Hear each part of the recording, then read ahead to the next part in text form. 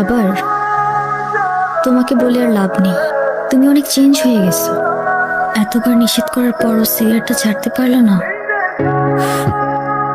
তোমার মনে আছে এই সিগারেটটার জন্যই কিন্তু আমাদের পরিচয়টা হয়েছিল। এই যে রাস্তায় দাঁড়িয়ে যে এভাবে সিগারেট খাচ্ছেন, আপনার কি লজ্জা শরম কিছু নাই? আবার বেহার মতো সেই দিয়ে অন্যের মুখের দিক মারছেন। আপনার জন্য যে আর ফুসফুসটা নষ্ট হলো সে দায়ভার কে নিবে? আরে আপা, এইটুক দোয়া যদি আপনার ফুসফুস নষ্ট হয় তাহলে আমার বন্ধু তো ফুসফুসই নাই। আপনার বন্ধুর তো ফুসফুস কিডনি কিছুই নাই, থাকলে কি এত বড় কাজ করার পর এইভাবে বসে থাকতে পারতো? তো এখন কি করতে হবে? সরি বলেন, এটা আবার আমাকে বলে দিতে হবে?